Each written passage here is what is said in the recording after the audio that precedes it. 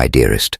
The hemlock leaves had given themselves to the season, browning and drying into curls like silent prayers upon the scattered earth outside Jake Miller's home. They were a brittle whisper over the dry soil, offering no protest beneath his worn boots. The cold that morning, my love had teeth. It found its way through his canvas jacket, settled in the spaces between his ribs, and made a home in his bones, as if it planned to stay forever. Now, my friend, I need you to dream with me for a moment. Imagine you are 63 years old, living a quiet life alone in a trailer at the edge of Oregon's Cascade Range. The house in Bend is a memory that now belongs to your ex-wife. Your daughter's voice is a warmth you hear maybe twice a year, and your own shoulder clicks a steady rhythm each time you raise an axe. Everything feels ordinary. Just another Wednesday in October. And then you find something in the woods that should not be something that watches you with eyes that understand more than they ever should. What do?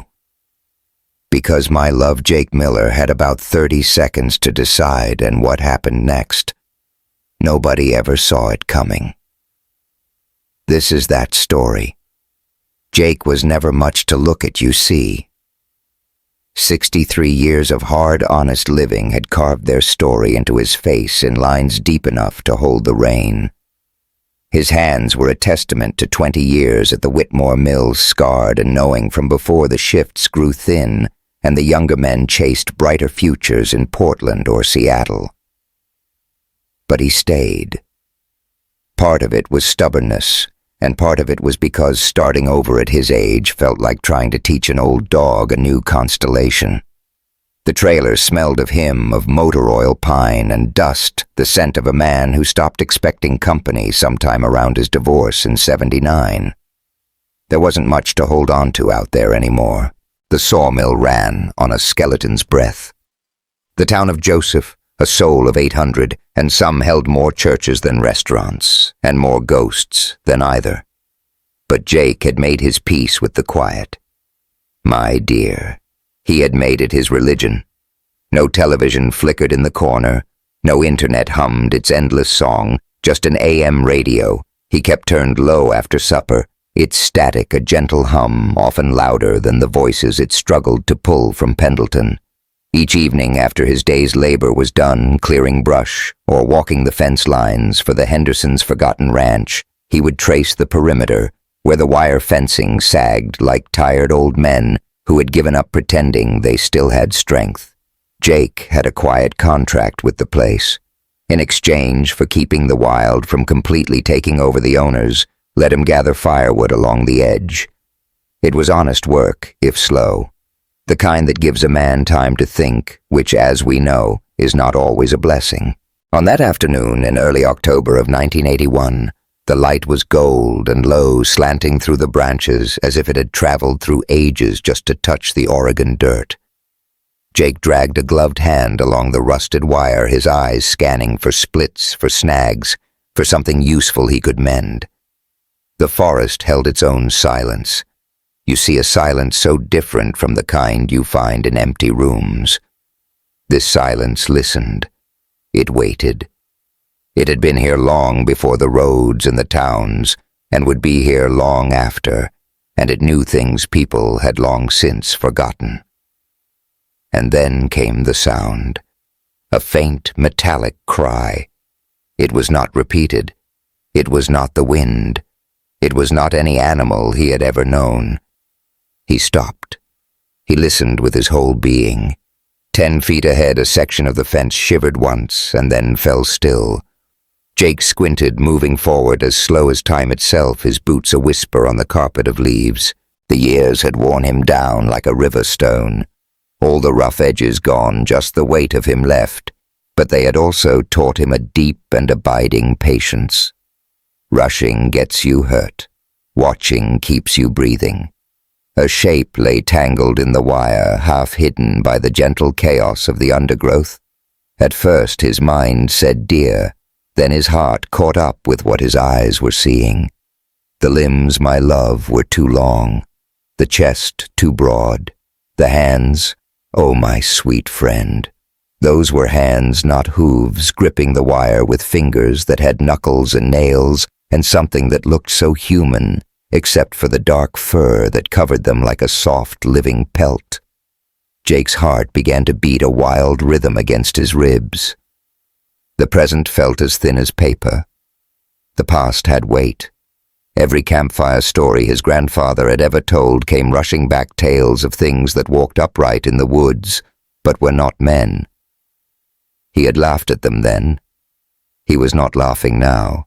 It was young, this beautiful thing. Perhaps an adolescent, if that word could even apply. It was nothing like the legends, no 7-foot monster from a bourbon-soaked story. This one bled real blood shallow cuts across its thigh where the barbed wire had dug in. Its fur, dark and coarse, caught the dying light in wisps of silver. It didn't growl. It didn't flail. It just watched him with eyes that held something Jake recognized as his own. Fear. Pain. And something else, too. Something that tightened in his throat and made it hard to breathe. They stared at each other. Every muscle in Jake's body screamed at him to run, to grab the .30-30 hanging in his truck, to do literally anything in this world, except what he did next. He knelt. It was a slow, deliberate movement. One gloved hand raised just slightly, palm open, the way you would approach a spooked horse. No sudden movements. No noise. His knees complained the arthritis, speaking up as it always did when the weather turned, but he ignored them. The creature flinched as he reached for the fence. "Easy now," Jake heard himself whisper, and his voice sounded strange in the quiet. Too loud. Too human. "I'm not gonna hurt you." The barbed wire clung tight, twisted through fur and into flesh. Jake pulled the multi-tool from his back pocket, the same one his daddy gave him in '68, scratched and reliable, and snipped one twist, then another. The wire sang as it released a high, clear note that hung in the air between them.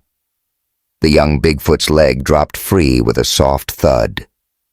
It pulled back, but it did not run. It did not rise.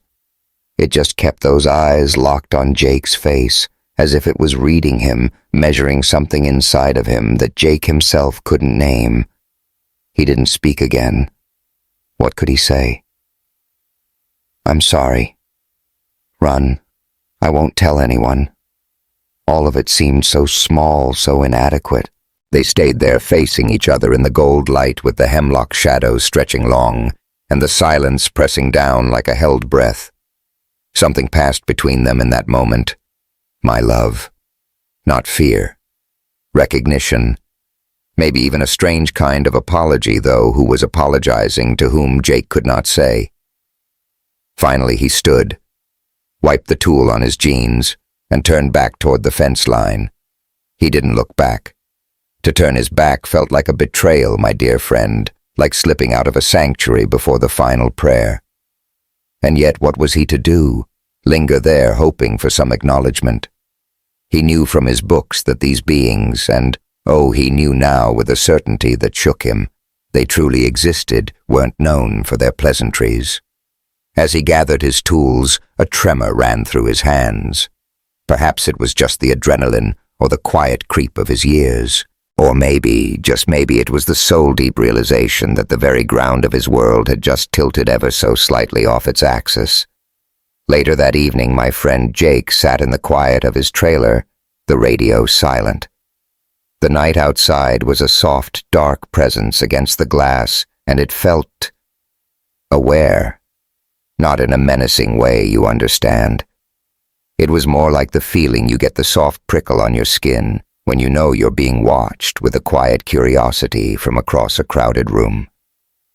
Sleep, when it finally found him, was a restless country. He wandered through dreams, haunted by eyes that held the forest's darkness and the shape of hands that were a near-perfect echo of his own, yet beautifully, strangely different. And here, before we go on, I have to ask you, my friend, if this story is touching something in you, please consider joining our little circle by subscribing.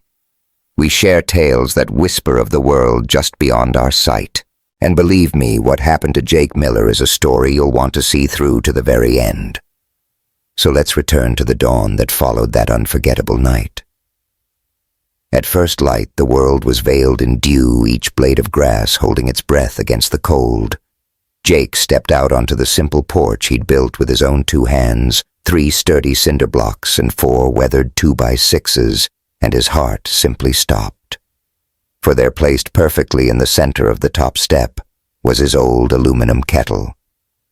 Oh, he knew it in an instant. It was his, with the familiar dent from a clumsy moment by the river 2 summers ago, its bottom kissed by the smoke of 1,000 fires.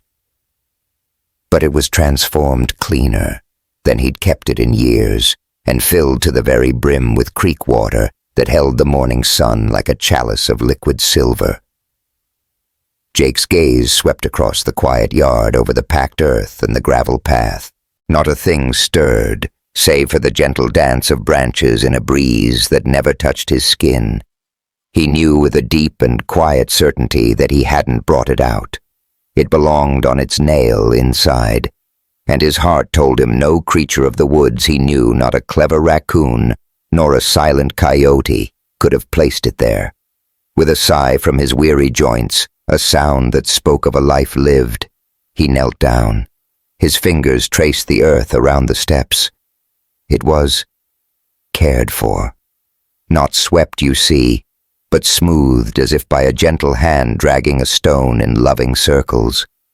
And there was no mark, no footprint of man or beast, nor of the 5-toed print from his books about creatures that weren't supposed to be real. And the coffee he brewed with that gifted water, it tasted like a memory of something wonderful he'd almost forgotten.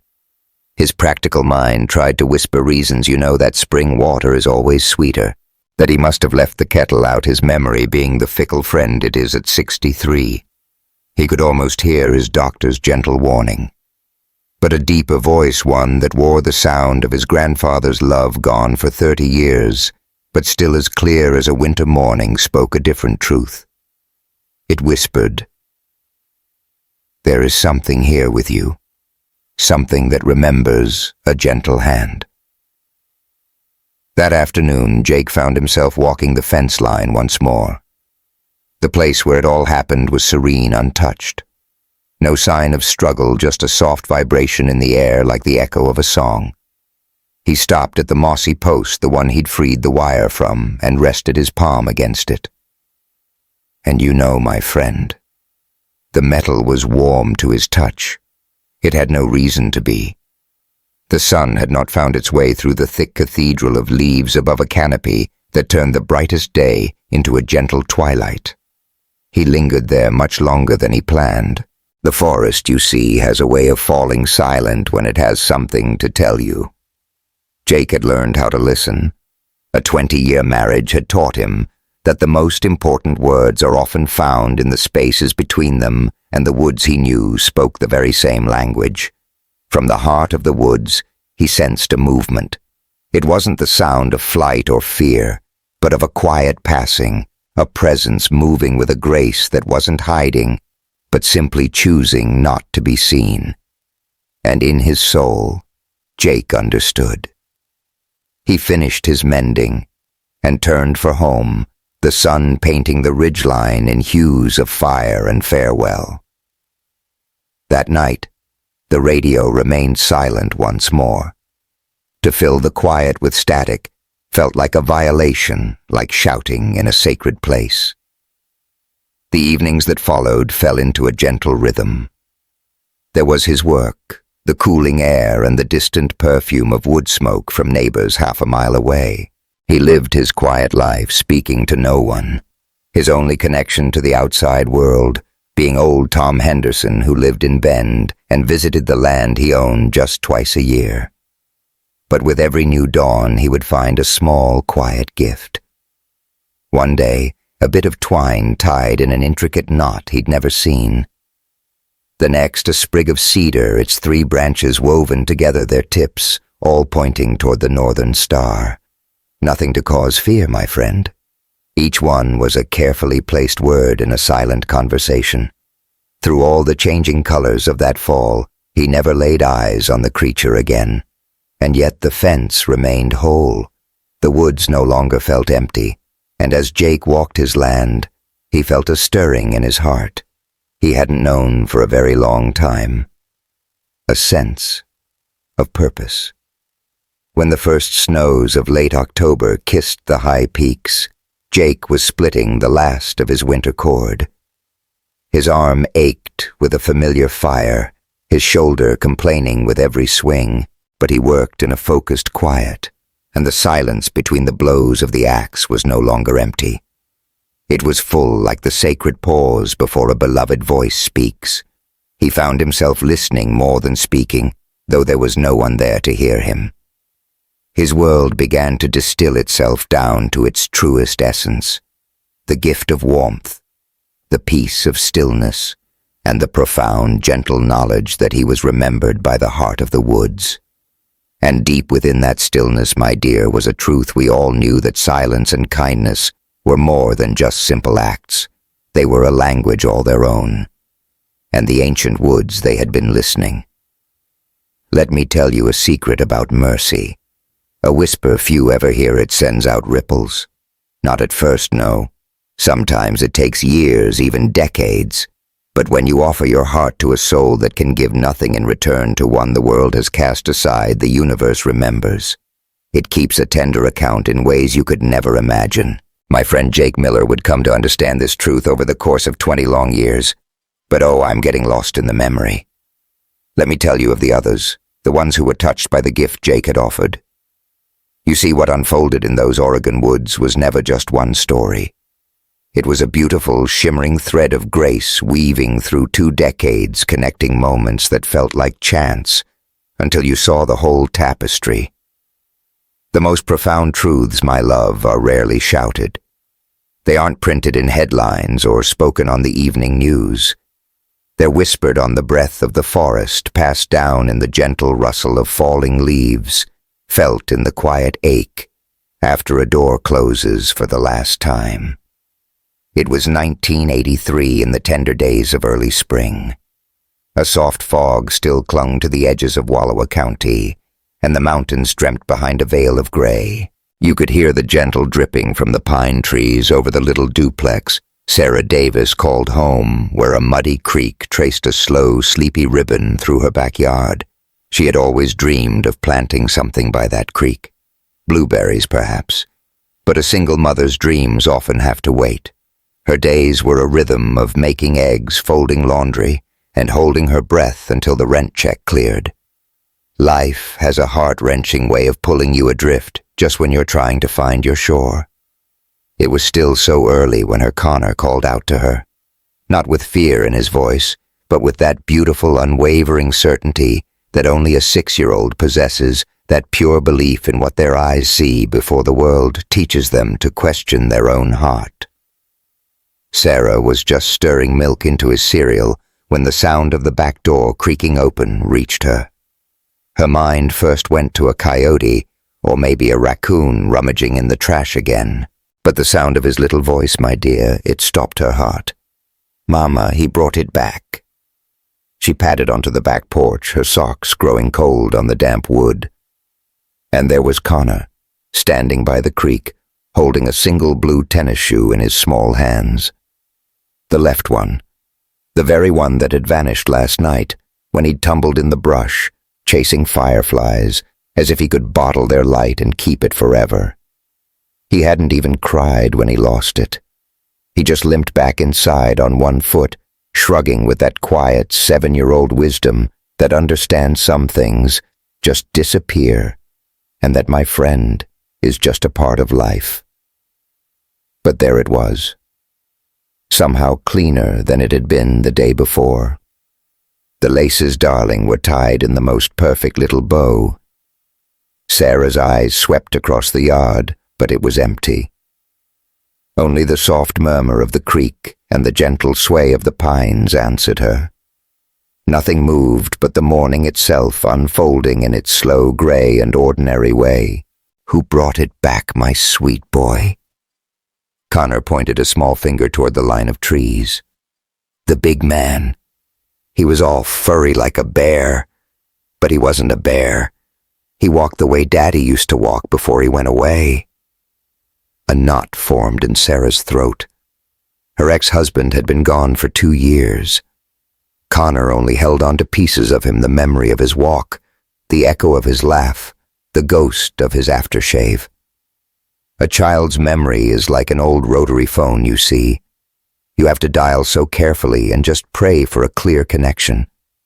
Oh, sweetheart bears, don't bring back lost shoes. He wasn't a bear, Mama. I told you he wasn't. She knelt beside her son, taking the shoe from his grasp. It was real solid in her hands. The rubber sole still held the story of yesterday's mud, but someone or something had tenderly cleaned the canvas, brushing away every speck of dirt and every leaf. Even the laces looked brand new. Did this man, did he say anything to you? Connor just shook his little head. He put it on the rock and just looked at me. Then he went back into the trees. He walked so quiet, Mama, like he didn't want to make me scared. Sarah's hands trembled as she tied the shoe onto Connor's little foot. Her son, her precious boy. Something had been near enough to touch him to return a lost treasure, and she hadn't been there. She hadn't kept him safe, and oh, the guilt, it tasted like bitter metal on her tongue. But beneath that wave of fear, my friend, something else was stirring. A feeling she couldn't quite name, because whatever was out there in the woods could have done anything at all. It could have taken her boy instead of returning his shoe. It could have been a monster, but instead, it had chosen to be kind. You have to understand, she'd heard the stories. Everyone in Wallowa County had. The loggers would talk of shadows moving in the fog. Hunters would find tracks that belonged to no known creature. And the rangers would whisper of campsites not torn apart by bears, but visited by something that walked on 2 legs and knew its way around a zipper. Most people just laughed, of course. They'd blame it on too much whiskey or not enough sleep, just another tall tale told around a campfire. But Sarah's roots ran deep in these mountains. Her grandmother was Nez Perce, and she had shared different stories, older stories, of the people of the forest who watched over us but never interfered, who remembered every debt both of kindness and of cruelty. Sarah rose to her feet and pulled her Connor into her arms, holding him tight. This will be our secret, okay, just between you and me. He just looked at me and whispered, but why? Because, my love, some secrets are too sacred for the world. Some things are meant only for our hearts. My sweet Connor just nodded his face, taking on that solemn look children get when they can feel the fear you're trying so hard to hide.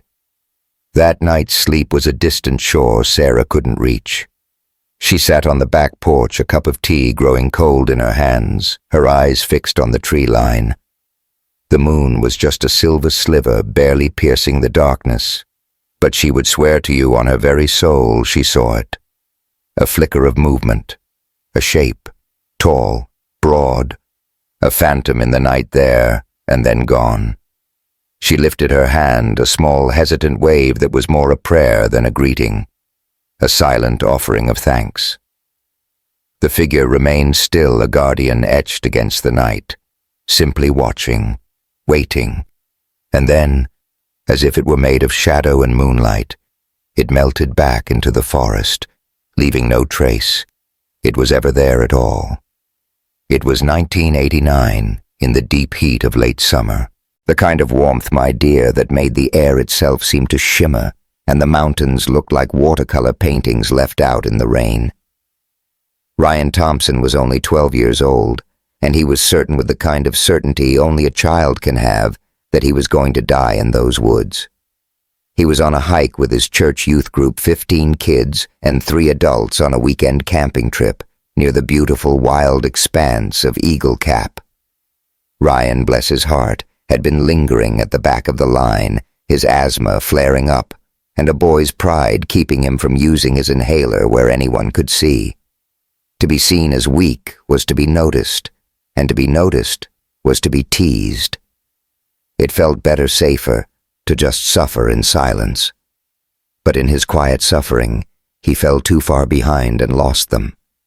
He tried to run to catch up, but in his panic, he took a wrong turn where the trail split in two. By the time the truth of his mistake settled in, the sun was already sinking behind the peaks, pulling all the warmth from the world with it. He stood there, with no jacket, no water, not even a single match.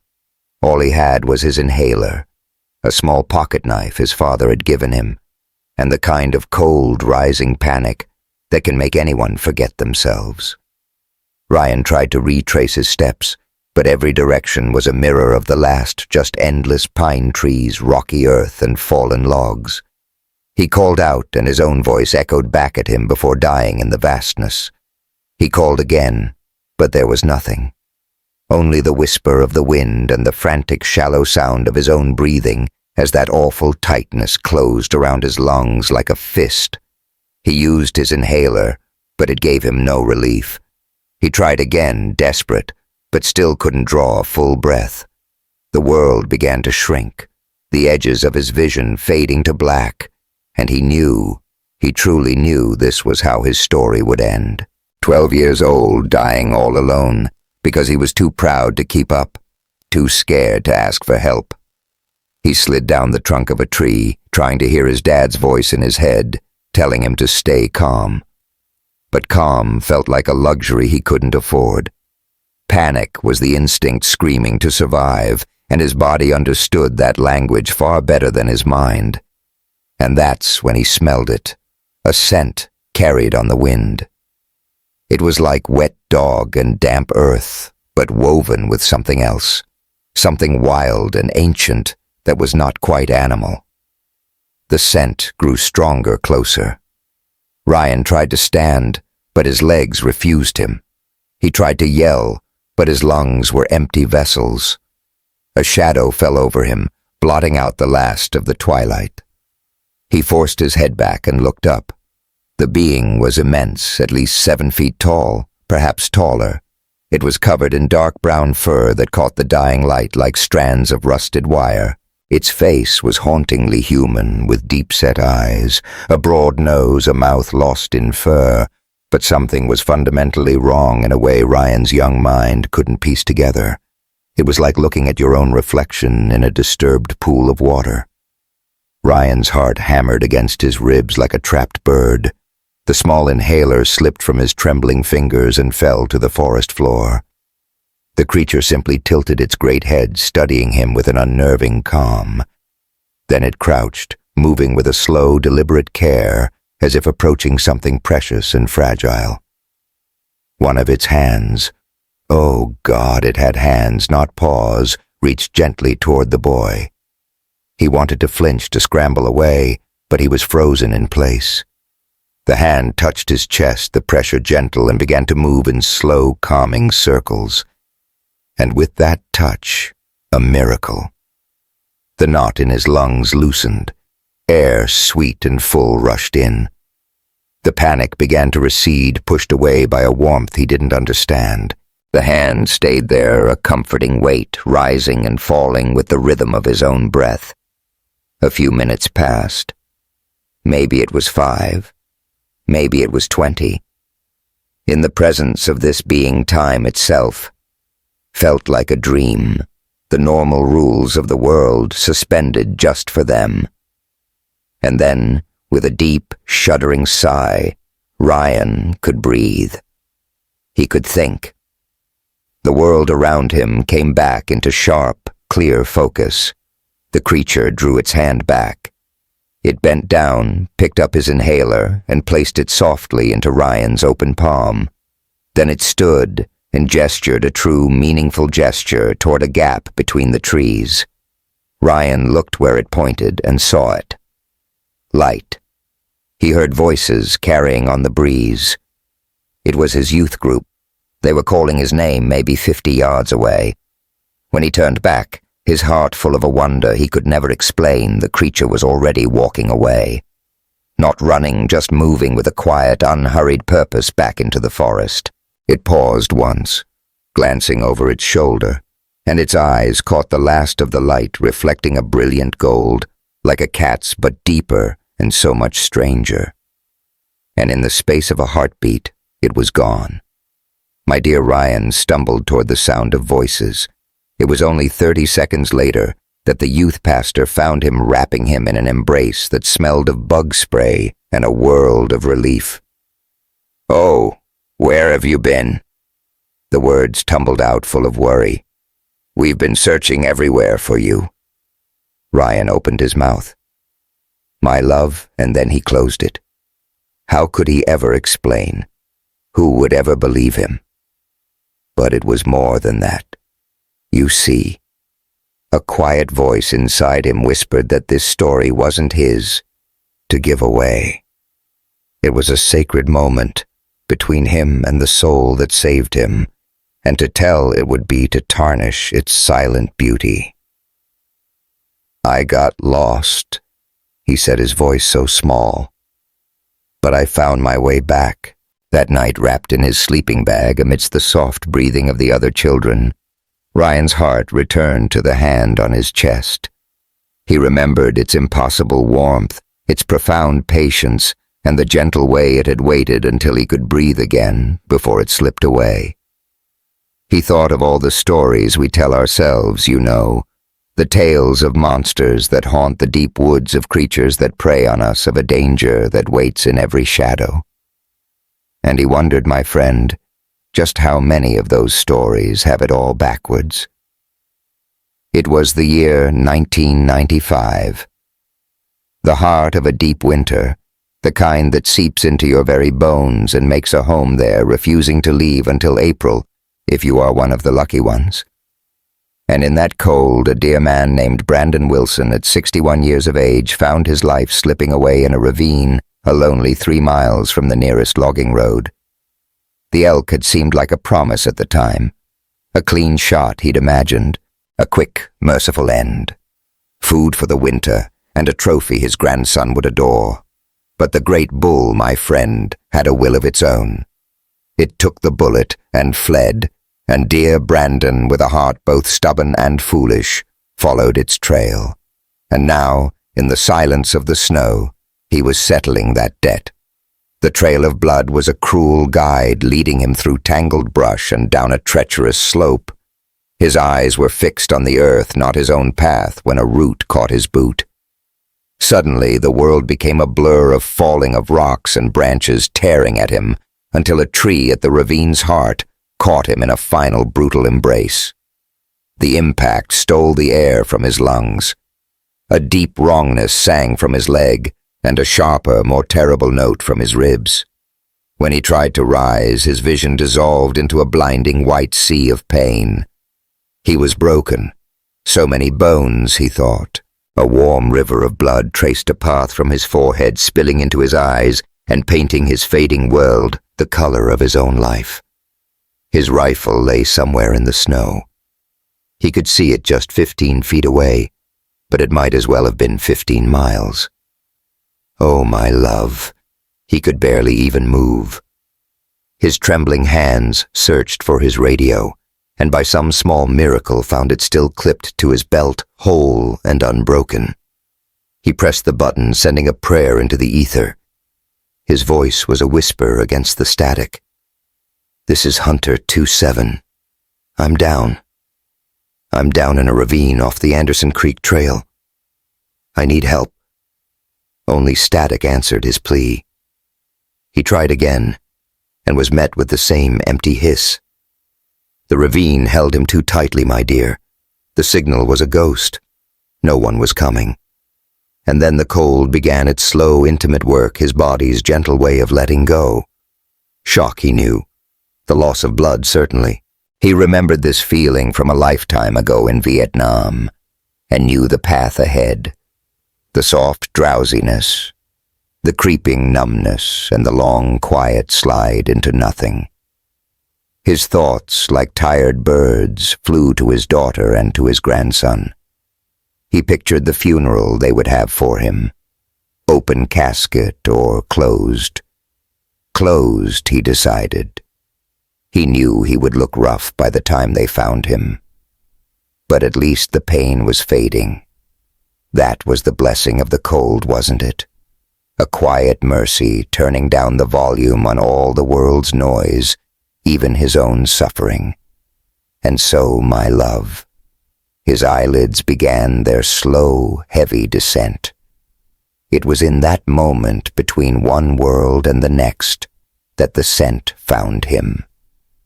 It was a primal, powerful scent, my friend, like a wet dog that had lain with the dead. With a strength he didn't know he had, dear Brandon forced his eyes to open, to fight to see. Something was stirring in the shadows of the ravine. A large, dark shape, and it was drawing nearer. A bear, his mind whispered. Just my luck. To survive the fall only to become a feast. But my dearest friend, it was no bear.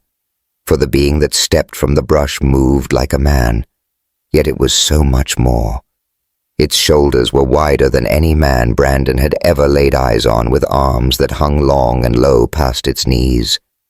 And its face, oh, its face was a mystery that made his mind stumble trying to find a name for what he saw.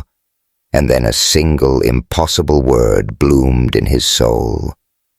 Bigfoot. Oh, my sweet Lord. He was fading, wasn't he? And his mind in its final moments was painting him a beautiful dream. It almost felt right to leave this world with a story, even if it only lived inside his heart. But then, my dear, the dream knelt beside him. It touched his broken leg with a tenderness that defied all reason. Its hands, so immense with 4 fingers covered in rough fur, traced the injury with what felt so deeply like concern.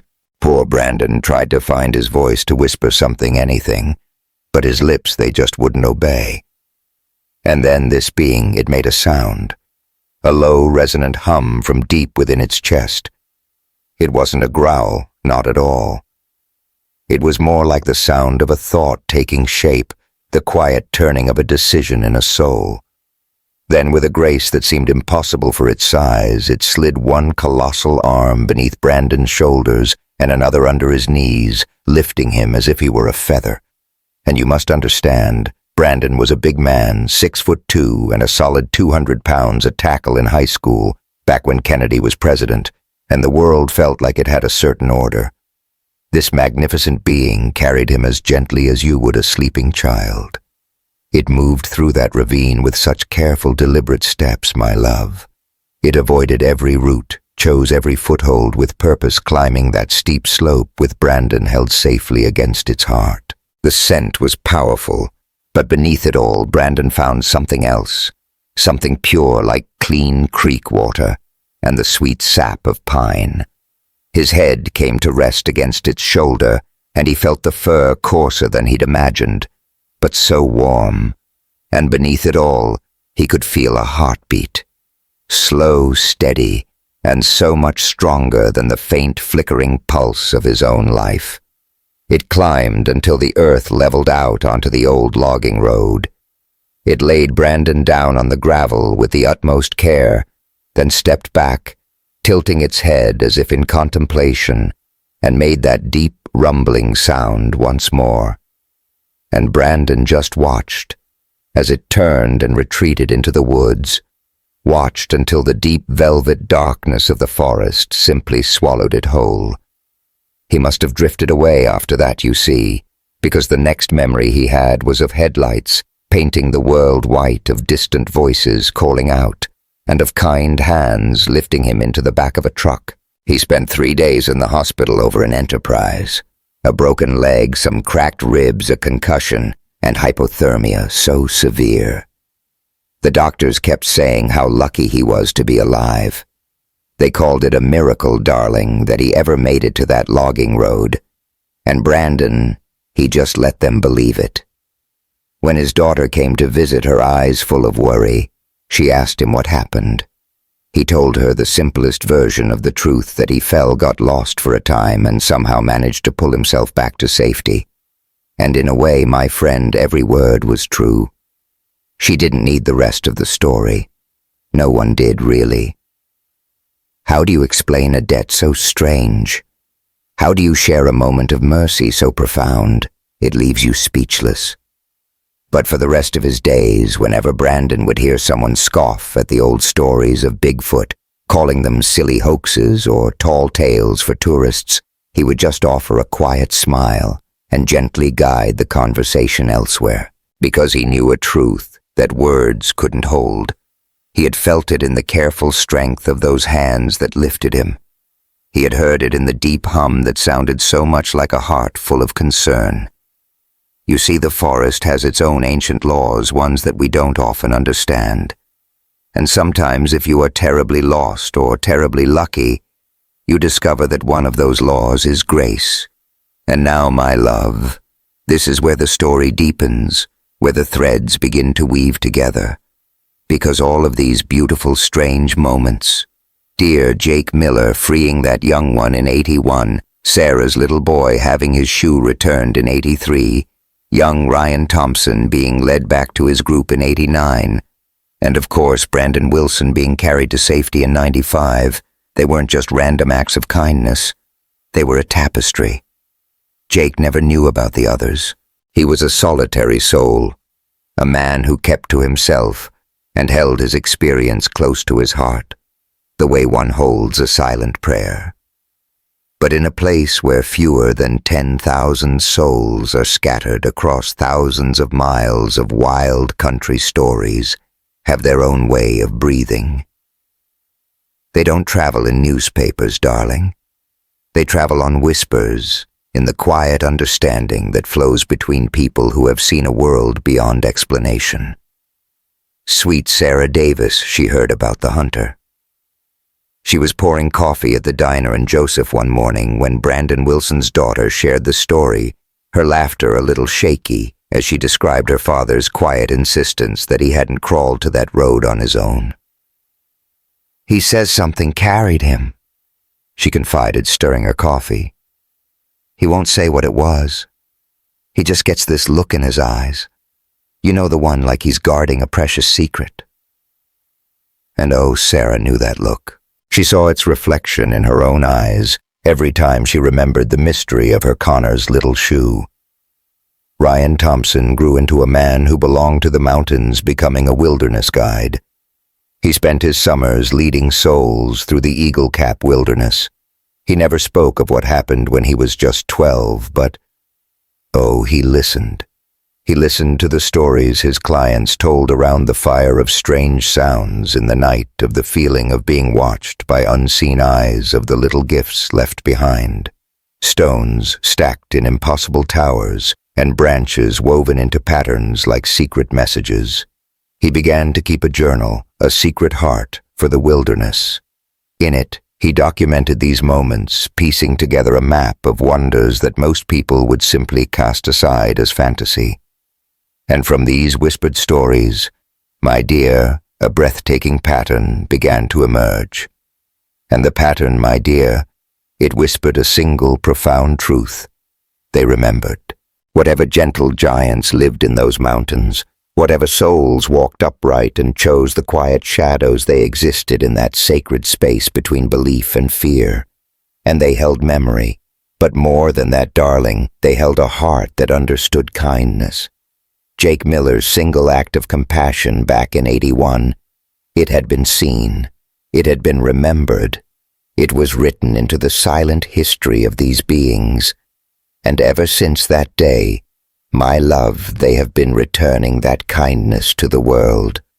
My friend, the years gathered upon his life like soft falling snow, each season a new quiet layer burying the present in memory, until the past became a landscape where he could finally see the trails he'd walked without ever knowing their destination. Jake Miller watched his 71st year arrive in the March of 2001, and with it came the grinding of bone on bone in his shoulder, a sound like stones in a riverbed where cartilage once was. His old trailer wept new tears with every rain. The truck that was his freedom needed a new heart. His daughter's voice, a ghost on the line once every few months, was always a whirlwind of apology. A life lived so far away, It had no space for an old man who smelled of the forest and solitude. He never held it against her, you know. You raise your children to find their own sky. That is the whole beautiful, heartbreaking point. But no one ever tells you about the profound silence they leave in their wake. The heart of the town, the Whitmore Mill, had gone quiet for good back in '97. Now Jake's life was pieced together with Social Security and the small jobs he'd do for city folks, the ones who bought a piece of Wallowa County dreaming of a simple life, only to find that 10 acres of Oregon wildness asks for more than just good intentions and a catalog of shiny tractors. He still walked the Henderson land, a faithful guardian to a place forgotten by its heirs. He cleared the brush like he was clearing his own mind, and he gathered firewood as if it were a promise. Tom and his wife Gloria had passed into memory, one in '94, and the other 2 years after, and their children, tethered to lives elsewhere, never returned. A voice on the phone was all it took to make a pact Jake would keep the wild from swallowing the homestead, taking what wood he needed, and they would send $200 each month. It was never a handout, you must understand. It was an honorable exchange. A truth that settles deep in the bones of a man of his years. The forest had surely changed in 20 years. Or perhaps it was he who had been changed by the forest. It was hard to say. The trees seemed to reach higher, touching a different sky. The silence felt deeper, a well of peace. The spaces between his own thoughts grew wider, as if his soul was finally learning to breathe in ways it never could, when the world felt so loud and urgent. He never saw the young one again. Not a glimpse of any of them in truth. And yet the signs of their presence continued like whispers on the wind, small, deliberate acts of grace. He'd find a broken axe handle left by the woodpile one evening, replaced by morning, with a new one of ash carved by an unseen hand, smooth as a river stone. His woodpile scattered by a fierce storm would be remade overnight, the logs stacked with a strange and perfect geometry that no man would ever take the time to create. And in the right seasons, wild mushrooms, the precious morels and chanterelles, would appear on his doorstep, arranged in delicate knowing clusters. These were not gifts of wealth or anything another soul might notice. They were quiet nods across the veil of the world, gentle acknowledgments that he was seen, that a kindness offered long ago had echoed through the years and was still remembered. Jake had stopped trying to understand it all years before. You see, at 71, acceptance is a much gentler companion than questions. You learn that some things are not meant to be caged in words like possible or impossible. That is a game for the young. Some evenings he would just sit on his steps, the coffee growing cold in his weathered hands, and he would talk to the woods the way other men might talk to a loyal dog or to the ghost of a wife. "A cold one's coming tonight," he'd murmur to the pines. "I can feel the snow in the air. Hope you all have a warm place to be." The trees, of course, held their silence, but sometimes the wind would answer, shifting to carry a scent that was neither animal nor man, and Jake would nod as if that was all the reassurance he needed in the world. His body was failing. He knew it with the quiet certainty of a tree that knows its season is ending. The doctor down in Enterprise had laid the truth bare for him just last month. "Your heart is a tired old engine, Jake," he'd said, his voice kind but firm. 71 years is a long road. I can write you prescriptions, but let's be honest. You're looking at maybe 5 years, and likely less. Jake had simply nodded, his gaze steady. He asked if the medicine would buy him much more time. "Maybe 6 months. A year if you're one of the lucky ones. But the price—" The doctor had sighed. "Fatigue, dizziness, and the loss of certain fires a man once knew. Though I imagine that's a distant memory anyway." It was. That particular ship had not just sailed my friend. It had vanished into a fog of memory somewhere around the time his marriage did. "I think I'll pass on the pills," Jake had said, his voice soft but clear. I'd rather have a shorter time feeling like myself than a longer one feeling like a ghost. The doctor simply wrote it down, his face etched with a weary understanding. The look of a man who knew some battles of the heart were not his to fight. And so Jake kept working. He kept walking his quiet paths. He kept his conversations with the trees. If he had 5 years, he would live them. If he had less, well, he had been given a good life, a better one than most. He had seen a secret wonder of the world. He had held a kindness in his heart, and that kindness had been returned 1,000-fold. And that my dear friend was enough. It was more than enough. Then came the year 2003. Summer was bleeding into fall, and the world was bathed in that soft golden light that makes every moment feel like a beautiful fading photograph. Jake was behind his trailer, the rhythmic strike of his axe on wood, a steady heartbeat in the quiet air, when he heard the scream. It was a sound that did not belong there, high and thin and sharp, with a terror that could only come from the young. It was the sound of a child. Some part of him older than thought moved first. He let the axe fall and reached for the 30-30 inside his trailer, a constant companion through the years, ever ready, and ran toward that desperate sound. To call it running would be a kindness, my friend. It was more a frantic shuffle, his old knees crying out with every step, his heart beating a rhythm that felt far too wild. But when a child is in danger, the instinct to protect is a river that sweeps everything else away. The cries echoed from the creek, and my dear Jake, he just plunged into the undergrowth, rifle held high, his lungs burning with a fire of their own. He found her not 200 yards from his quiet home. A little soul, maybe 8 or 9 years old, a bright splash of pink against the forest floor. She was pressed against a fallen tree. Her eyes 2 dark pools of fear fixed on the black bear that stood just 20 feet away. You see, the bear was just a youngster itself, perhaps only 2 years old, its presence more curiosity than threat. But to a child, the curiosity of a 300-pound creature feels just like the shadow of danger. My Jake didn't hesitate, didn't even think. He just lifted that rifle to the sky and let out a single warning shot. The sound split the air like a crack of lightning. The bear, startled, gave a soft huff and disappeared into the embrace of the trees. And the little girl, she just crumpled to the ground, her small body shaking with sobs. He gently lowered his rifle, my love, and moved toward her with the slow, deliberate care of someone who understands fear, his hands open and visible. He knew the last thing her terrified heart needed was another shadow to approach. His voice was the softest thing in the woods as he whispered, "You're all right now. You're safe. My name is Jake, and I live just over there. Can you tell me your name, little one?" Through the storm of her tears, she breathed a single word, "El Luna." "Oh, Luna," he murmured. "What a beautiful name, like the moon. Are you hurt anywhere, my dear? Did that big old bear get too close?" She just shook her head, a silent, trembling no. "That's good, so good," he said with a relieved breath.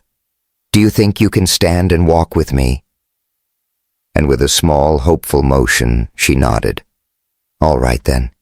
Let's get you to a warm, safe place, and then we'll find where your family is waiting for you." He guided her back to the quiet solitude of his trailer, gave her a cool drink of water, and called the sheriff on his old landline. It turns out Sweet Luna's family was camping just 4 miles south. She'd followed a butterfly, as children so beautifully do, and the world had simply grown too large around her. Her parents arrived within 30 minutes, their faces a canvas of both terror and overwhelming relief. Her mother embraced Jake with a force that could mend a broken heart, her gratitude spilling out in a mix of Spanish and tearful English. Her father shook his hand, then pulled him into an embrace that made Jake feel that familiar, awkward warmth he never knew what to do with. And then they were gone, with little Luna's hand waving a sweet goodbye from the back window of their car. After they left, Jake sat on his worn steps, feeling the day's wild energy recede, leaving him trembling and so very tired.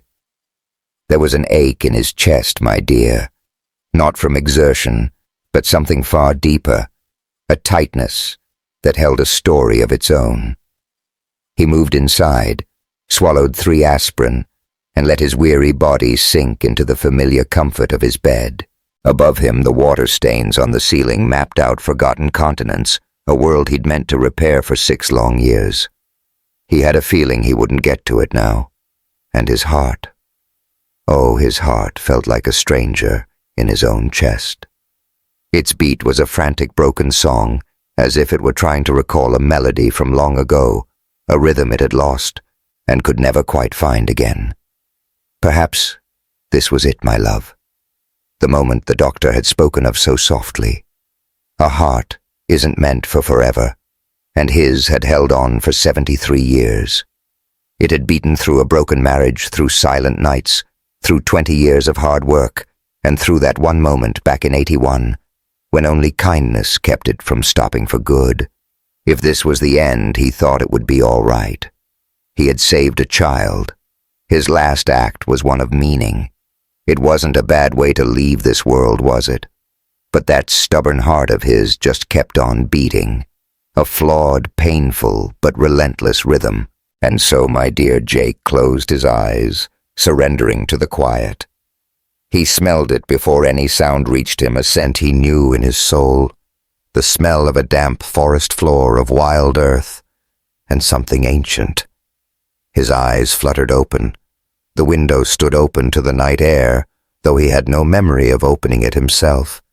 And in its frame, a shadow took shape, immense, powerful, and watching him with an endless patience. Jake felt his body refuse him a ship that would no longer answer the helm. He tried to rise, but couldn't. Then a shadow deepened, pouring itself through the window, a figure so vast it had to bow its head to enter. It was the same midnight fur he'd held in his memory for 22 years now, silvered around the muzzle. Older, just like him. It was him, the young Bigfoot he had set free. It had to be. In those eyes he saw the same universe of understanding, the same deliberate grace in every motion. Now a towering being of 7 feet all muscle and wild fur, yet carrying a gentleness so profound it seemed a miracle. It glided toward the bed and with a reverence that hushed the air laid one immense hand upon Jake's chest.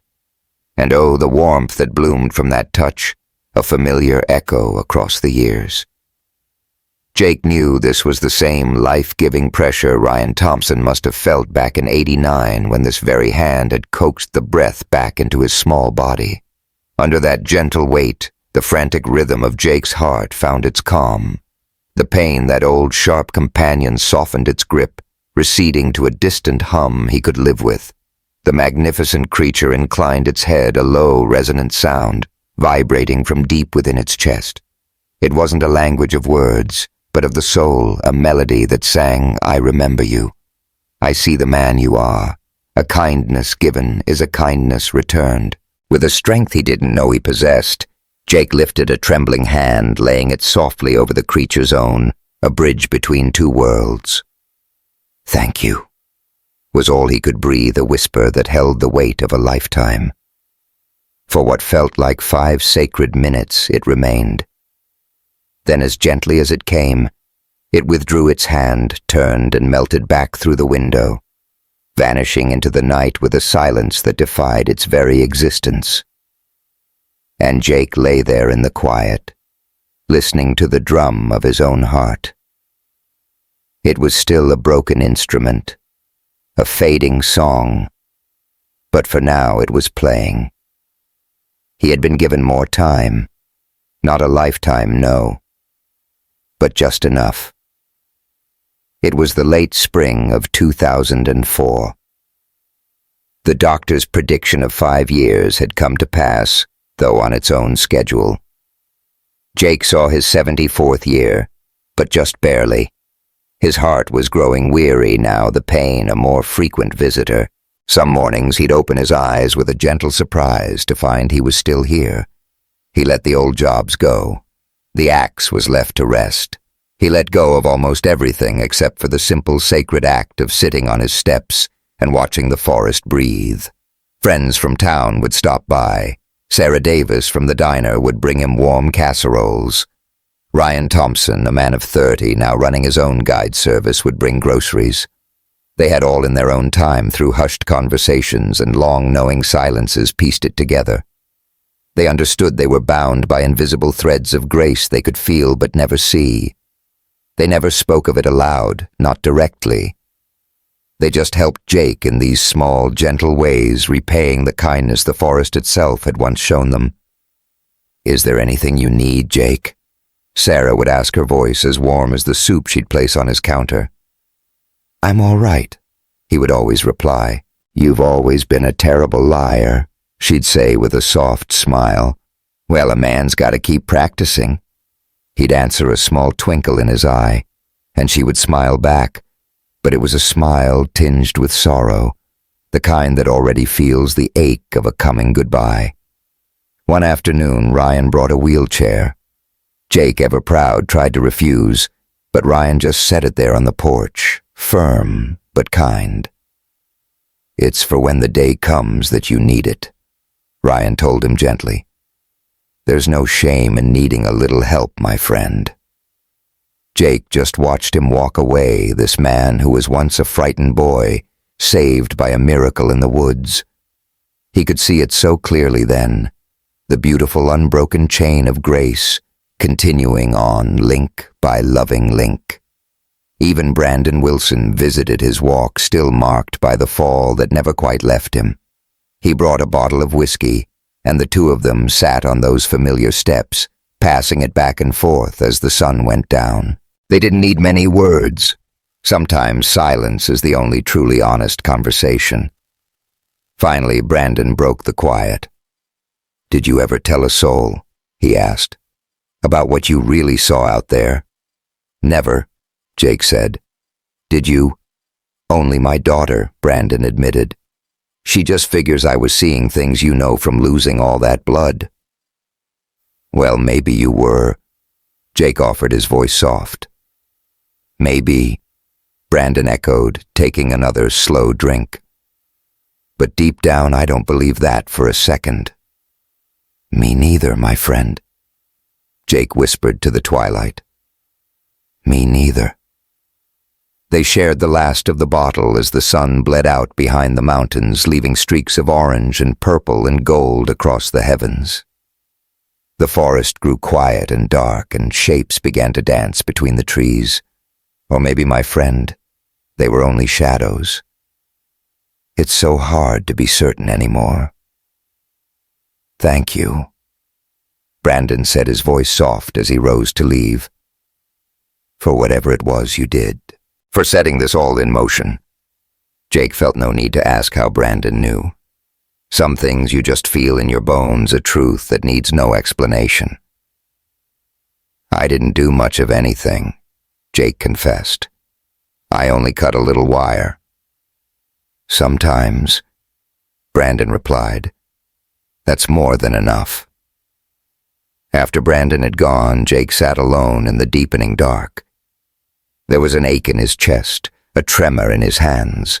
His own body was sending him love letters of farewell, telling him his time was running out. But he felt no fear. Fear, you see, is for those who still bargain with outcomes, and he'd stopped that long ago. Whatever was to come, a great nothing, a new something, a mystery, it would arrive. To fight it would feel like a discourtesy, like scolding the wind for blowing. He must have drifted to sleep right there on his steps, because he awoke to a blanket draped gently over his shoulders. It was thick and warm, woven from a material his hands had never known, and it smelled of the deep woods, of cedar and creek water, and something more ancient than memory. It was a gift, a kindness he'd offered into the world, now returned to him. Jake pulled the warmth tighter around his tired frame and surrendered once more to sleep. It reminds me of 2005. January. The coldest winter in 20 years, the kind of bitter cold that steals the breath and quiets the hearts of old folks living alone in trailers with failing heat. Jake's propane tank gave a final sigh on a Tuesday. He made the call and they promised to come by Friday. 3 days. He had blankets, he told himself. He would be fine. But he wasn't fine. By Wednesday night, the air inside his little home had fallen to 40 degrees. By Thursday morning, it was 35. His body just couldn't fight it anymore, couldn't make its own warmth. He lay beneath every blanket he owned, shivering so deeply his teeth chattered a desperate prayer. This was it, he knew. This was the real end. Fading away from the cold in the one place he'd called home for 24 years. It felt poetic in a way, or maybe just deeply sad. It's so hard to tell the difference sometimes. That Thursday night he drifted on the edge of consciousness, the line between this world and the next, blurring into one. He saw his ex-wife's face. He saw his daughter as a little girl. He saw his parents gone for 30 years now. They were all there with him, gathered around a fire that gave no heat. Their voices a loving murmur he couldn't quite understand. And then the window opened. No, this was not a dream. It actually opened. A wave of cold air swept in, which should have been the end, but somehow, my friend, it wasn't. They came through one at a time, 5 of them, then 6, then 7, until Jake lost count. A whole family of them adults and their young moving with a sacred quiet through his tiny trailer. They surrounded his bed, and the heat that radiated from them was a living thing, like a gathering of hearths. They pressed close, forming a breathing wall between his life and the killing cold. One of them, the very one from 1981, he was certain of it, placed both of its hands on Jake's chest. The warmth that bloomed there was like whiskey and sunrise, like every good memory he'd ever had, concentrated into a single perfect moment. His shivering stopped.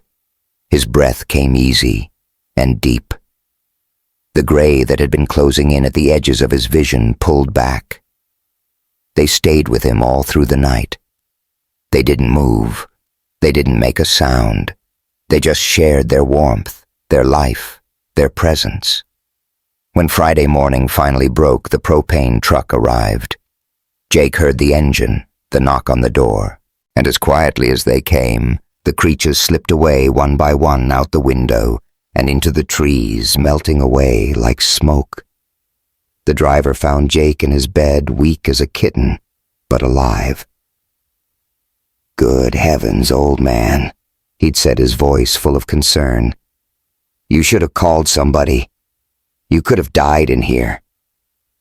"I called you," Jake whispered. "On Tuesday."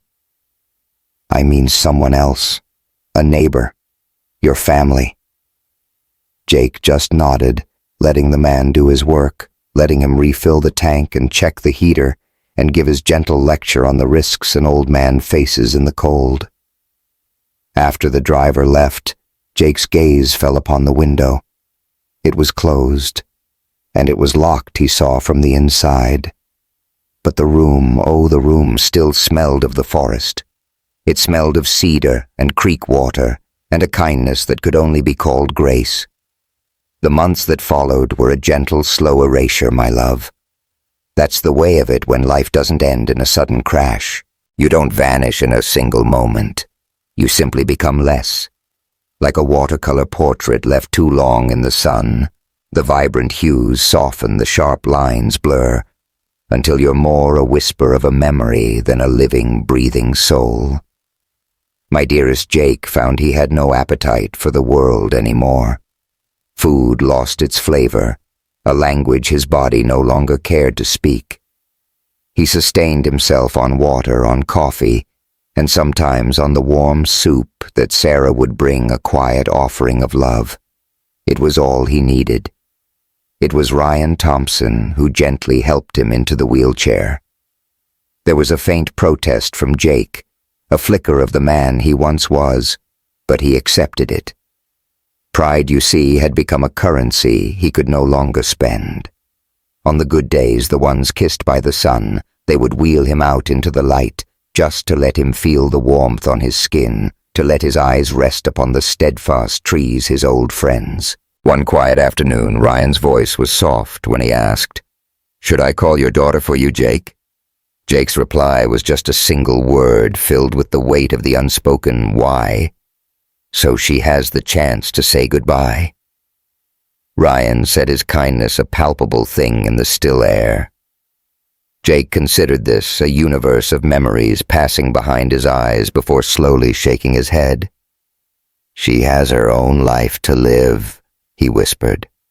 "Let her live it. There's no reason for her to witness this slow fading."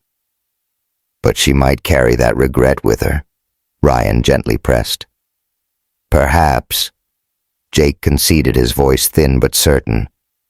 "But my love regret is a feather compared to the stone of grief. Believe me, I know." And Ryan didn't argue further.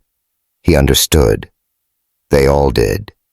You see, Sarah Brandon, that small constellation of souls who knew they were bound together by threads finer than a spider's web, yet more unbreakable than steel. So they wove a tapestry of care around Jake, taking turns in a silent, loving vigil. They made sure he was never alone, that the little trailer was always warm, that a friendly hand would be there to hold when his journey finally reached its end. They knew his time was drawing near, my dear. You could see it in his gaze. He wasn't just looking at the world anymore. He was bidding it a quiet, tender farewell, one beloved detail at a time. It was May of 2005, and the forest was alight with life, an explosion of impossible green. New life surged from every branch, and oh, the beautiful heartbreaking cruelty of it. The world growing younger, as our dear Jake grew ever older. He could scarcely walk then, even with a steadying arm. His heart, that faithful engine, was sputtering now, its rhythm faltering more with each passing day. The doctor spoke in whispers of days, or perhaps only hours, and so Jake made a request, his voice a fragile thread. He asked Ryan to take him to the old Henderson property just one last time. "Are you certain, my friend?" Ryan asked, his brow furrowed with concern. "The ground there isn't easy." "I'm sure." Jake breathed, a quiet fire of certainty in his eyes.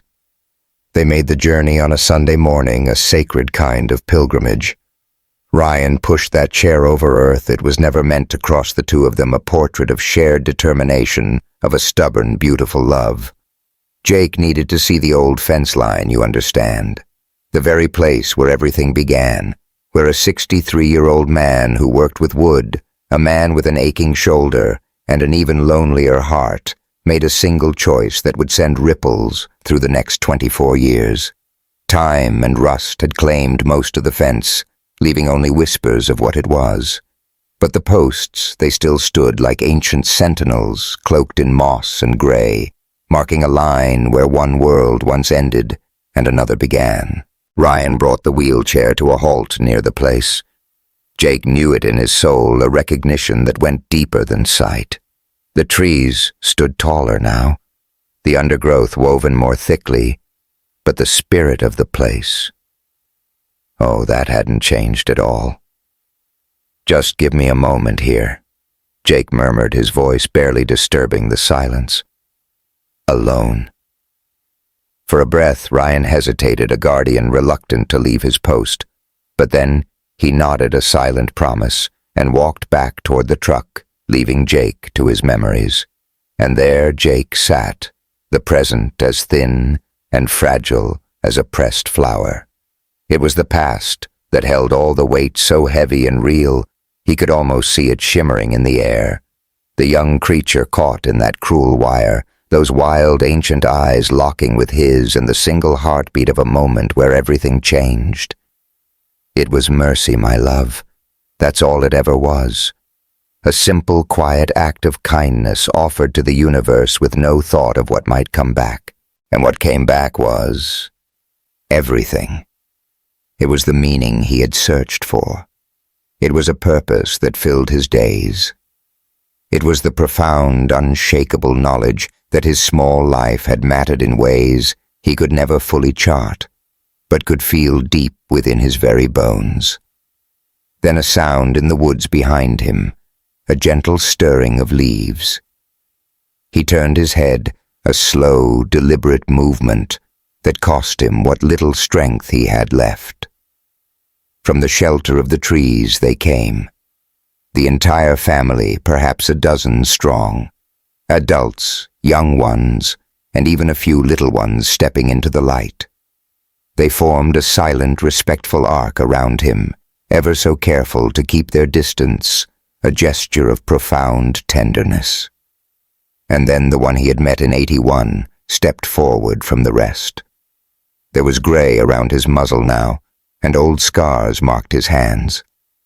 Time had written its story upon him just as it had on Jake, in the gentle slowing of his steps, in the quiet dignity of his years. It drew near to his wheelchair, a silent, graceful approach, and knelt before him, laying one hand upon Jake's chest. And the touch, my dear, was a warmth he knew in his soul, a familiar comfort, a final gentle goodbye. Jake then lifted his own hand, placing it over the creature's knuckles, and oh, his hand looked so small, so pale, as fragile as a forgotten letter. "I saw you," Jake whispered, his voice a thread of sound in the quiet air. "My whole life I saw you, and I never once looked away."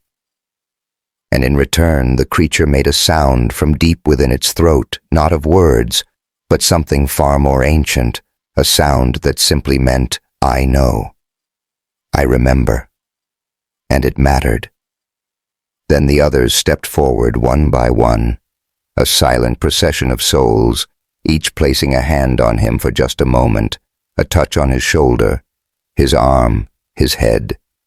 It wasn't a ceremony, my love, but a witness, the way you touch something precious, one last time, before it's gone forever.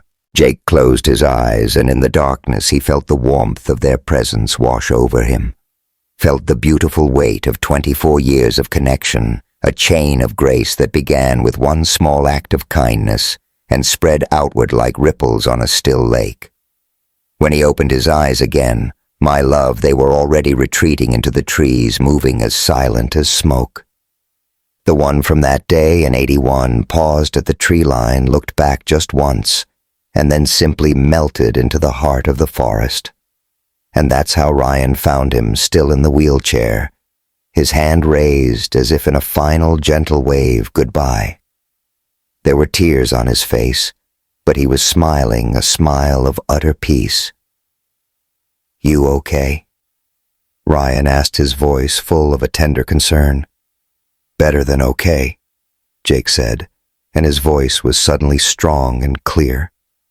"Take me home." And so it was, my love, that Jake Miller passed on 3 days later on May 19th, 2005. He left this world in his sleep, a peaceful drift into the unknown, the kind of gentle end we all pray for, but so few truly receive. They found him in his bed, that strange and wonderful blanket pulled up to his chin, his face relaxed in a way it hadn't been in years, like he had finally set down a heavy weight and was simply relieved to be done carrying it. It was Sarah Davis who organized the funeral, a small service with maybe 20 people there to say goodbye. His daughter flew in from Phoenix, cried the right amount, and left the very next day. The trailer and everything he owned went to her, and she sold it, all took what little money there was, and disappeared back into her own life. But just before she left, my dear, she found something on the steps, a small bundle tenderly wrapped in bark and tied with a blade of grass. Inside was a smooth white stone shaped almost like a tooth, a braid of cedar strips, and a small piece of antler carved with symbols she couldn't possibly recognize, geometric patterns that seemed to shimmer if you looked at them for too long. She asked Ryan Thompson what they meant, what they could possibly be. "Gifts," he said simply, "from friends who knew your father better than you did." She started to argue, but then she stopped, because the way Ryan said it made everything perfectly clear. She'd had her chance, and she'd missed it. You don't get to claim someone after they're gone, my love. You either show up while they're alive, or you learn to live with the absence. She left the gifts on his grave, and by morning they were gone, returned to the forest where they belonged. But the stories, my dear, they didn't end with Jake's death. If anything, they grew and multiplied. Hikers would find trails cleared of fallen logs in a single night. Climbers discovered emergency caches of water and dried food in places no human could have put them. A child lost during a 4th of July camping trip was found sleeping under a shelter of woven branches, completely unharmed, telling everyone about the nice bear man who had kept her safe. Even the Forest Service started noticing patterns, fewer injuries in certain areas, fewer people disappearing. And when they did find lost hikers, they would often report being guided by sounds, by smells, by a feeling of being watched over rather than being hunted. Sarah Davis kept working at the diner, a quiet constant in a changing world. Connor grew up, joined the Marines, and came back different, but whole. She never told him what his experience as a 6-year-old truly meant. She just taught him to be kind, to help when he could, and to understand that mercy was its own reward. Ryan Thompson built his guide service into something real and respected. He trained his guides to cherish the land, to move quietly, to leave no trace. And he taught them to pay attention to the gifts. They sometimes found stones stacked in an impossible balance, branches woven into strange patterns, mushrooms arranged in perfect circles. "Don't touch them," he would tell the new guides, his voice soft but firm. "Those aren't for us. Those are messages between neighbors." Brandon Wilson lived another 8 years. His grandson asked him once about the scars, about the story that lived in his limp. "Something saved me," Brandon said, his voice full of an old wonder. "Something that didn't have to. That's all you ever need to know." "But what was it?" the boy asked, his eyes wide with curiosity. Brandon smiled, a deep and knowing smile. "Proof that the world is bigger than what we're told. And that's not scary, my boy. That's beautiful." It was the year 2012, in the heart of September, when my dear Sarah Davis was driving home from the diner, and her world gently shifted on its axis.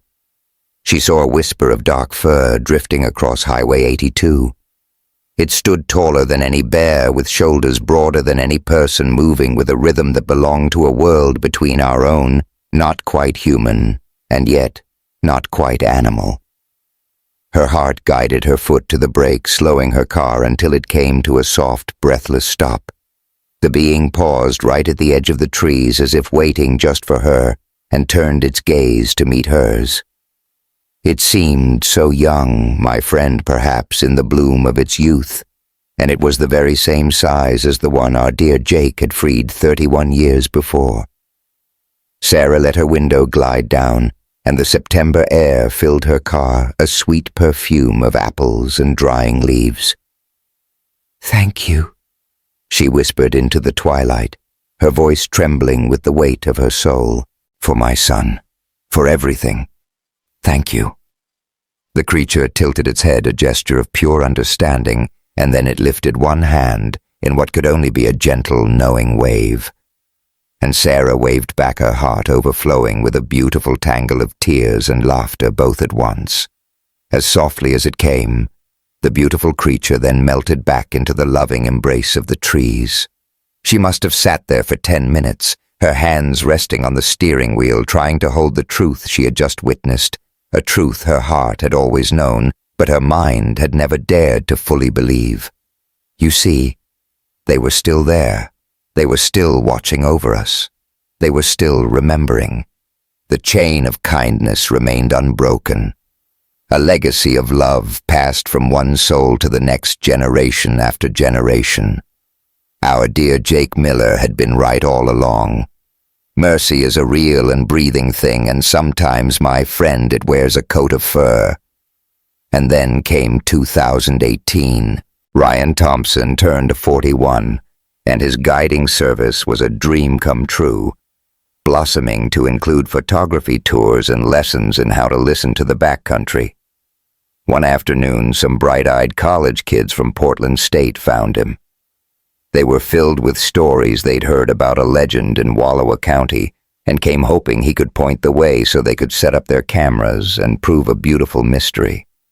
Ryan just leaned back in his chair and studied them with a gentle heart. He saw their good intentions and their expensive gear, but he also saw they had no true understanding of the soul of what they were chasing. "My friends," he said, his voice soft, "I don't think I can help you with that. But the stories we heard," one of them began to say. "It doesn't matter what stories you've heard," he confided. "Some truths aren't meant to be proven. They live in the quiet spaces between our need to explain the world." One of the students with a furrowed brow asked, "But don't you want to know the truth?" "I already know the truth," he shared, as if telling a precious secret. "It was given to me as a gift when I was 12 years old and thought I was lost. The truth is this: these mountains hold beings older than our words, for them who live by a wisdom we can't understand. And the most loving thing we can do is let them be."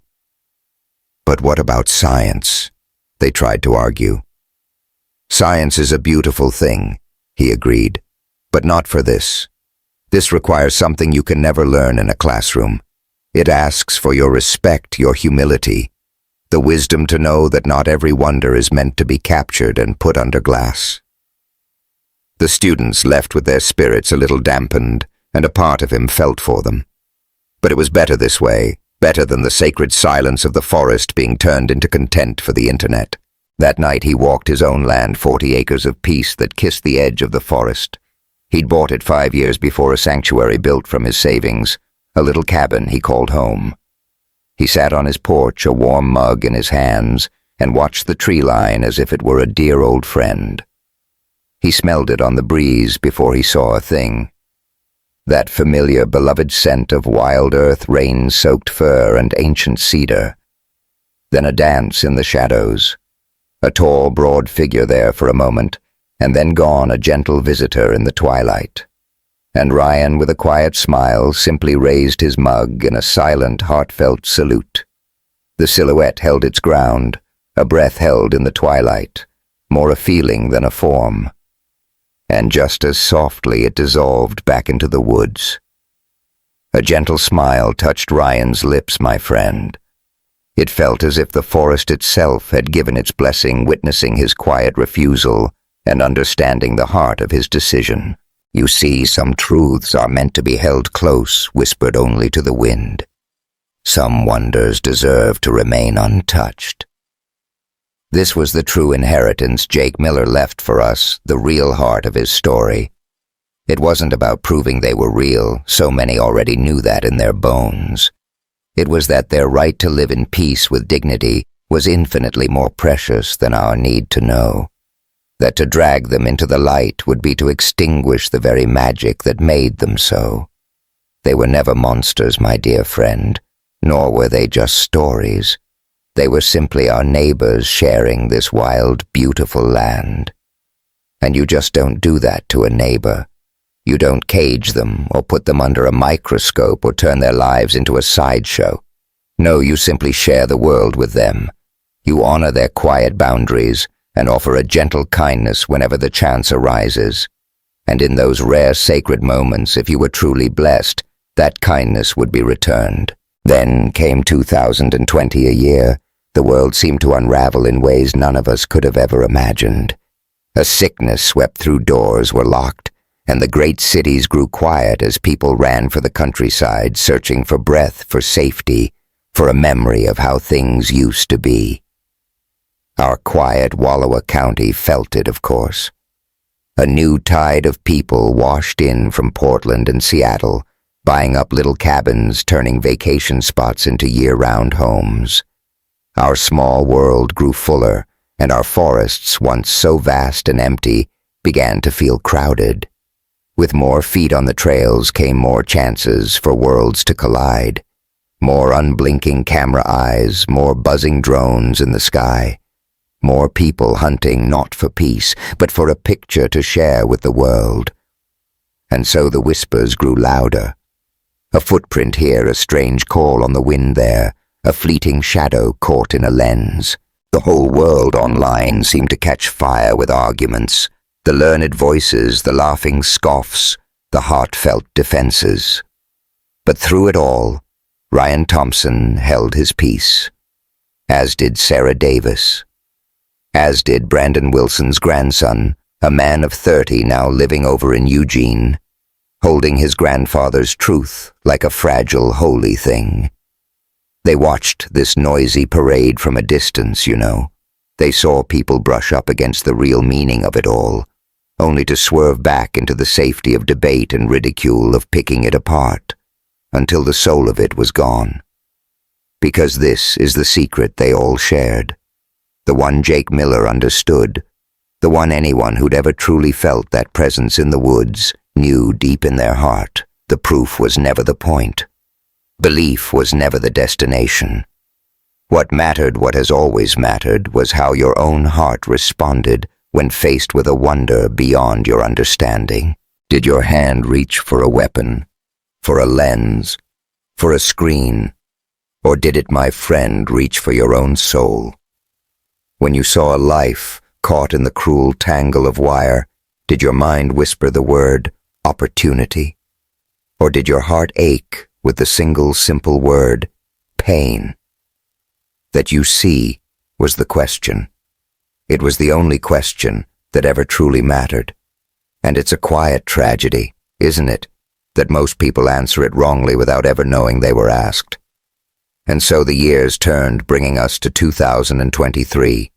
Sarah Davis celebrated her 60th birthday. Her son Connor put together a little party for her at the diner, just a few of us souls she'd known forever. It was the kind of gathering that felt more like a prayer of thanks than a party for presents. Of course, Ryan Thompson was there, and Marcus Brandon Wilson's grandson, and a few other kindred spirits who knew in their own quiet ways that they were all bound by the same beautiful secret, whether they'd seen it or heard it or just felt it in the air. When the cake was gone and the last of the guests had drifted home, a small circle of us remained. Just the 6 of us, huddled in a booth, our coffee long forgotten. We spoke in those hushed, careful tones you use when the words are about something too sacred for ordinary talk. Marcus finally broke the quiet, his voice soft. Do you think they're still out there with all these new folks? All these cameras? Ryan looked up, his eyes full of a deep certainty. Oh, they're out there, he said. Just further in. Wiser. A shadow of worry crossed Sarah's face. My grandson, he wants to go searching, she confided. He's only 15. He's been reading all this stuff online and he thinks it's some kind of adventure, a game. And what words did you offer him? I told him, my love, to simply let it be. That some things find their way to you only when your heart is ready, and to force them is to spoil their magic. And did he listen, my dear? A soft smile touched Sarah's lips. He is only 15, my friend. So no, but he will in time. Our children so often believe us to be foolish until they reach 30 and finally hear the echo of our wisdom in their own lives. They rested there in a silence that felt like a warm embrace. The diner was their sanctuary, and the deep night pressed against the glass like a velvet curtain. In the distance, a coyote's song drifted on the air, and closer, an owl whispered its secrets.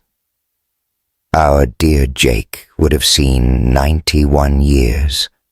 Ryan murmured, his voice a soft echo. If only he'd been given the time. He journeyed as far as he was meant to. Sarah replied, her voice a gentle comfort. He did what his heart called him to do. He left behind a light that truly mattered. Do you think he knew? Marcus wondered aloud. Do you think he understood how the entire world shifted in that one single moment? I believe he felt its importance in his soul, Ryan affirmed. Perhaps not the details, my friends, but the profound weight of it. Oh yes, he knew. Should we share this story with others? Sarah asked, her voice hushed. The truth of what happened about our Jake and everything that followed. Ryan slowly shook his head. The hearts that need to know will find their own way to the truth.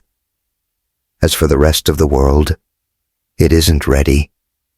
They would only turn it into something else, something so much smaller. So we hold this truth in silence. We hold it in our hearts, and we continue to offer kindness wherever we can. That was Jake's way. That is their way. A quiet grace seeking no applause, only the beautiful work itself. Marcus raised his coffee mug, a humble toast. To Jake Miller, and to all the beautiful depths of the heart we can never hope to fully understand. Their mugs touched with a soft chime. They drank and let the profound silence settle over them like a blanket.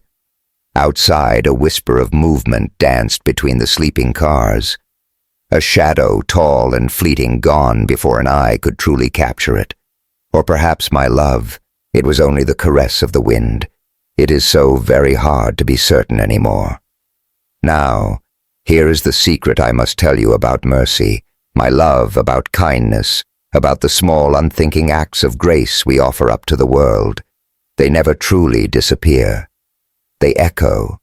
They send ripples across the vast ocean of existence, traveling farther than we could ever trace, touching lives we will never know, weaving invisible threads of connection that we can sometimes feel, if only we listen with our hearts. Our dear Jake Miller in the year 1981 simply cut a wire. He freed a creature from its suffering. He asked for nothing, expected nothing. He just saw pain and answered it with tenderness, because that is what beautiful souls do. And from that one simple act, a cascade of grace was born. A web of reciprocal kindness that stretched across the decades. It saved lives. It changed souls. It proved a fundamental truth about what matters in this world. Not proof, my love. Not evidence. Not something to be documented or held up for fame or recognition. It was connection. A profound respect. The willingness to see another's suffering and answer its call even when that suffering is not human. Even when to help is to risk. Even when no one in the world is watching. That is the memory the forest holds. That is the honor the creatures carry. That is the story whispered from one generation to the next among both humankind and the wild things. We spend so much of our precious time trying to prove things exist, to catalog them, to explain them, to fit them into the tiny comfortable boxes of our understanding. But whether something exists, my love, is not the question. It never was. The only question that has ever mattered is this. What do you do when you encounter a mystery you do not understand? Do you lead with a heart full of fear, of greed, with the desperate need to control, or do you lead with a soul full of wonder, with a deep respect, with the humble recognition that some things are infinitely bigger than you and deserve to be left beautifully, perfectly wild? And Jake Miller, my friend, he chose the harder path. And in its own silent way, the forest responded to him. It didn't offer proof, you see. It offered something far more beautiful. It offered grace. And now we find ourselves in the year 2025, right here in our own time. Our friend Ryan Thompson is 48 years old now. You can see the silver threads at his temples, and I know his knees ache on those cold mornings. He sees the quiet signs, you know, the way the body gently begins to slow, preparing for that long, inevitable journey toward what lies beyond. And sometimes his thoughts drift back to Jake. He remembers that day helping wheel his old friend to the edge of the trees. He can still see the serenity on Jake's face in those last days. A quiet lesson that leaving this world can be a peaceful thing if you've truly lived a good life. He's passing the torch now, training a successor for his guide business. Her name is Emma Harris, a bright and capable soul of 32. She doesn't know the forest's deepest secrets just yet. Its hidden history, that unbroken chain of grace. But oh, she's learning. Ryan sees it in the way she walks among the trees with a quiet reverence, her eyes open to the subtle whispers that most of us would never even notice. And one day, perhaps her heart will be ready to hold the entire story. Or maybe, just maybe, she'll discover it on her own. That's how these truths often reveal themselves, isn't it? You can't force someone to understand. You can only open a space for that understanding to blossom. Dear Sarah Davis is still at the diner, though not as often these days. Her joints ache, and the world is a little blurrier now. But she's still there, pouring coffee, listening to the town's stories, and quietly holding all the threads of this community together. Connor calls more often, you know. He brings his own little ones to visit, and they race through the woods behind her home, chasing butterflies and dreaming up forts, with no idea at all that gentle eyes are watching over them. Eyes that remember when their own grandfather was just a boy who needed a helping hand. And so the protection continues, a silent promise passed from one generation to the next. It was never a debt to be repaid, you see.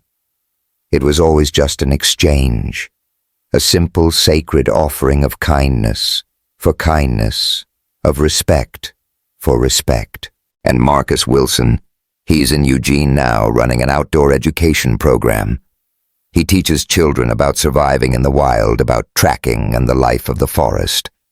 And sometimes he tells them about his grandfather, a man who was saved by a miracle and learned to embrace the mystery of it all instead of demanding easy answers. The kids, of course, they think it's just a cool story. They don't truly believe it, and that's all right. Belief isn't the point. All that's needed is a tiny seed of possibility, a whisper that the world is so much bigger and stranger and more wonderful than anything we could ever capture in a textbook. Somewhere deep within the Cascade Range, in those secret places where trails fade and our modern world can't reach, they live on. These beautiful creatures that our logic says shouldn't exist, but our hearts know do.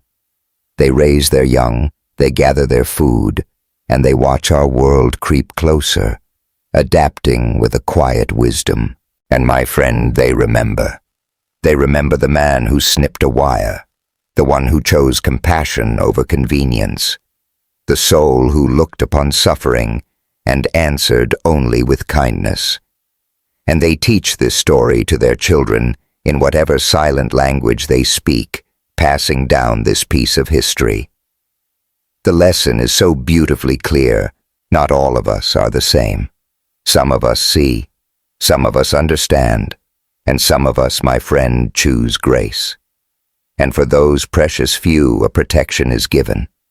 For their children and their children's children. This sacred chain extends as far and as long as love is needed. And that, my dear friend, is the real story. It isn't about whether Bigfoot is real or not. It's not about proof or evidence or anything you can hold in your hand. It's simply this. Mercy is a real and living thing. It sends out echoes into the world. And sometimes, if you're very lucky or very kind, that echo finds its way back to you just when you need it most. If this story touched your heart, if it made you wonder about your own small kindnesses and how far they might ripple out, I would be so honored to hear from you in the comments. Have you ever offered a hand to someone or something with no thought of reward? I wonder, how did that moment change you? Please feel free to subscribe if you'd like to share more stories like this. Stories that explore the beautiful mystery of our connection to each other. Stories about the choices that define us and the echoes they create, reaching far beyond what we can ever see. And please always remember this. You are being watched. Not by the cold eyes of cameras or satellites, not by some algorithm. No, you are being watched by the living, breathing world itself, by that ancient part of creation that has never forgotten the shape and feel of pure kindness. So, my friend, choose with care. When you can choose mercy, always choose grace, because you truly never know when the heart of the forest is listening. From our home here in Oregon, with all our love, this has been the story of Jake Miller, a man who with one small act changed the world. Thank you for sharing this time with me. Thank you for opening your heart to this story. And thank you truly for being the kind of soul who stays until the very end. This ancient forest, it gazes upon your very soul, and it embraces everything that you are.